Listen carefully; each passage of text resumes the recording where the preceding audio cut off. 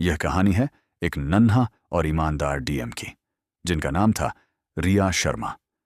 रिया का जन्म एक छोटे से कस्बे में एक साधारण परिवार में हुआ था। उनके माता पिता ने कठिन परिश्रम करके उन्हें पढ़ाया लिखाया।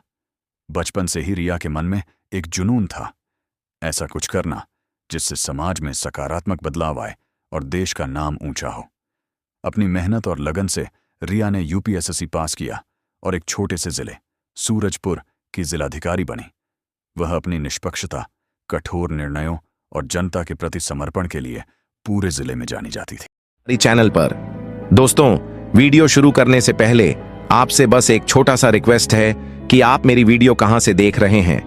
Delhi, Mumbai, UP, Bihar, Kolkata, Dubai, London या फिर अमेरिका से।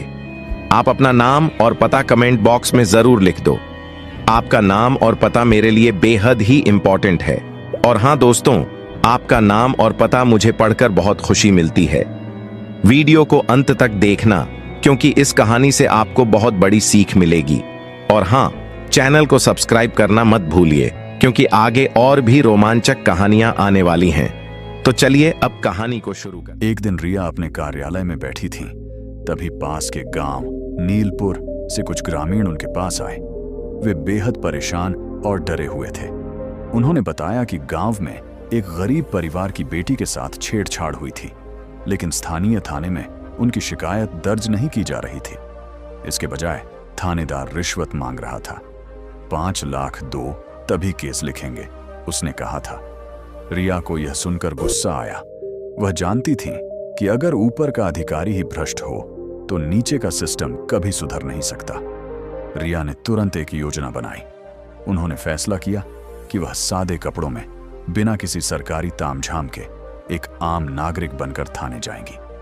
रिया ने एक साधारण सूती सलवार कमीज पहनी, सिर पर दुपट्टा लिया और एक पुरानी सी थैली के साथ नीलपुर थाने पहुंच गई। थाने में प्रवेश करते ही रिया ने थानेदार से मिलने की इच्छा जताई। थानेदार, जो अपनी कुर्सी पर अकड़कर बैठा था, ने रिया को ऊपर से नीचे तक घूरा और रूखे लहजे में बोला, क्या चाहिए? जल्दी बोलो, यहां फालतू समय बर्बाद मत करो। रिया ने शांत स्वर में कहा, साहब, मेरी बहन के साथ गांव में बदतमीजी हुई है, मैं शिकायत दर्ज करवाना चाहती हूं। थानेदार ने हंसते हुए कहा, अरे मैडम, यहां शिकायतें मुफ्त में नहीं लिखी जाती। 3 लाख लाओ, फिर देखेंगे। रिया ने विनम्रता से कहा, साहब, मेरे पास इतने पैसे नहीं है, ये तो गलत बात है। क्या कोई और तरीका नहीं है? ये सुनते ही थानेदार भड़क गया। उसने मेज पर जोर से हाथ मारा और चिल्लाया, बड़ी समझदार बनी फिरती हो, चलो निकलो यहां से, वरना जेल में डाल दूंगा। इतना कहकर उसने रिया को धक्का देकर बाहर निकालने की कोशिश की। रिया की आंखों में अब गुस्से की चिंगारी थी, लेकिन उन्होंने खुद को शांत रखा।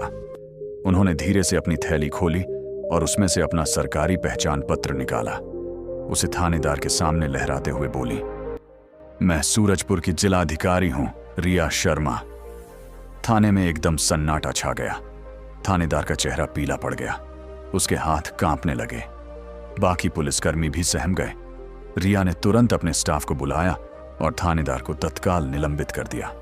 उन्होंने प्रेस को बुलाकर बयान दिया, इस जिले में कोई भी अधिकारी जनता के साथ दुर्व्यवहार या भ्रष्टाचार करेगा तो उसे बख्शा नहीं जाएगा।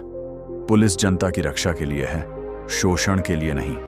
अगले दिन अखबारों और टीवी चैनलों में सुर्खियां थीं, डीएम ने भेष बदलकर पकड़ा भ्रष्ट थानेदार। लोग रिया शर्मा की ईमानदारी और नन्हा की तारीफ करने लगे।